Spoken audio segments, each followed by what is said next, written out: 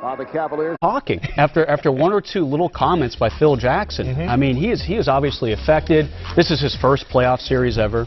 He's been called out by the Zen master, so to speak, and I never use that phrase because it's a little overused. But Durant is definitely a little affected by this. He said Phil Jackson was disrespectful. I don't think Phil's disrespectful. No. I think Phil's trying to get inside his head. Right. And I think he did. Yeah, he did. He's 21 years old, and obviously he did. Now, $35,000. Everybody was saying, oh, come on. What he said, really, $35,000, a little overzealous, like you say? Yeah, the second time in 10 days that Phil's been fined by the NBA. He got on referee Bennett Salvatore a couple weeks ago after the Lakers lost. Actually, they beat the Spurs in that game, but Phil was upset about a technical foul. And yeah, this is kind of out of nowhere. $35,000. Kevin Garnett, by the way, said the same thing a couple weeks ago, and he cursed when he said it. Yes, he did. He was fined $25,000. That's amazing. Well, play, if he does, how effective will he be? He's definitely playing, and that is a huge question right there, Rob. He's, you know, people are used to him putting up his 15 points, getting his 8 rebounds a game. He's almost taken for granted.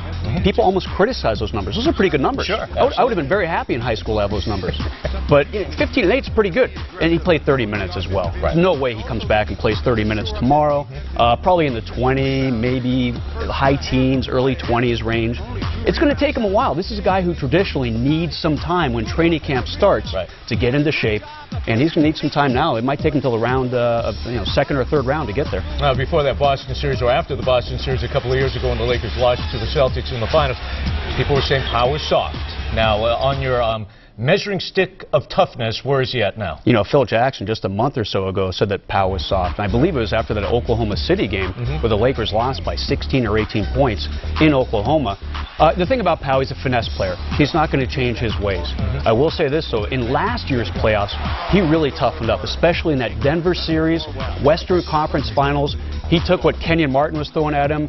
Nene, Carmelo can also be physical. He really became a strong, tough player in those West Conference Finals last year.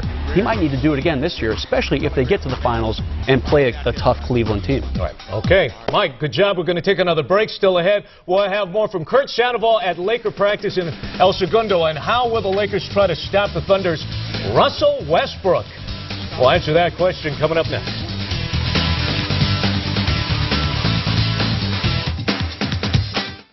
D-Fish is 14 years older, Mike, than the Thunder's point guard, UCLA product Russell Westbrook. What do the Lakers need to help Derek contain Boy, Westbrook? This is all about the big guys down low. I mean, on that drive right there was no one there to help out for the Trailblazers.